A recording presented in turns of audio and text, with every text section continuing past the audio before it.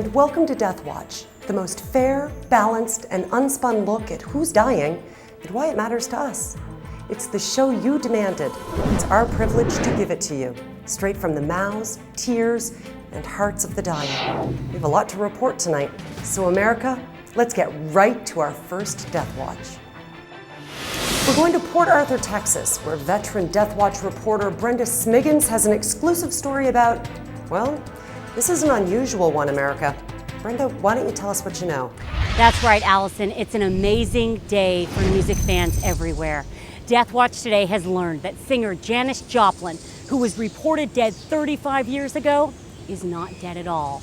The bluesy singer of such hit songs as Piece of My Heart and Me and Bobby McGee has been secretly kept alive in a persistent vegetative state at the Joplin's longtime family compound here in Port Arthur, Texas. Is that the house there? That's right, Allison. That's the house right behind me. Brenda, how could something this unprecedented just come out of nowhere? Well, Allison, this is where it gets a little bit murky. Our investigation has found that Janis's management company only recently learned that its contract with the singer was actually still in force. So as a courtesy to the family, they sent legal documents to terminate that contract and requested a copy of the official death certificate.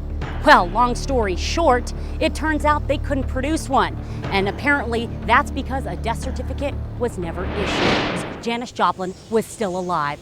The family had no choice but to admit Janis was still alive or they would have faced perjury charges. Jeez, Brenda, what a strange story. And it's not even from Florida. Boy, what a shocker. Janis Joplin, no longer dead, yet still dying. I guess that makes tonight's first audience poll fairly obvious. Do you think Janis is clinically functional or in a persistent vegetative state? Just call that number at the bottom of the screen, or you can email us at the address below and tell us what you think. I still have a hard time believing it. Janis Joplin, back from the dead. Just amazing. Okay, America, last week you voted poor George Leggett, who has advanced diabetes, lung cancer, and heart disease, as the #1 death watch in America for the 11th straight week. Well, we're taking you to Obamba Kiko Jamba, who's standing by Mr. Leggett's deathbed in San Diego, California. Obamba, tell us what's going on out there. Well, Allison, the grim reality, so to speak, for Mr. Leggett and for all our viewers, and well, in fact, is that there is no news. And that's not necessarily bad news for Mr. Leggett. Of course, as our regular viewers all well know, this story began on the evening of March 1st, when Mr. Leggett called dispatchers at 911, suffering from severe chest pains. 2 hours later, he lay in coma in ICU. Days later, doctors followed the instructions in Mr. Leggett's living will to withdraw all life support devices, expecting him to pass away immediately.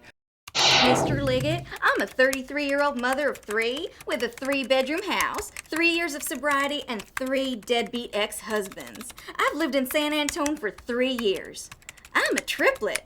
I really just wanted to tell Mr. Leggett that I really admire you. Your fight for life is an inspiration, like that girl in Atlanta who talked that killer into eating her pancakes and then surrendering to the police after he offered to put up her drapes. Anyhow, I just think you're a great man, and it would give my life meaning and conviction to meet you. And let whatever happens between us happen. Did you hear that, Mr. Leggett? I don't know what the hell she said. Mr. Leggett, I can see you have not lost your delicate sense of humor. Madness. In an effort to illustrate the complex issues raised by this story, we've put together a segment on feeding long-term vegetative patients. Death Watch's own food expert and resident chef Rita Pita points out that vegetative patients have the same needs as healthy patients. Rita, can you tell us more about that? I think the viewers would like to see what's really involved with feeding the dead.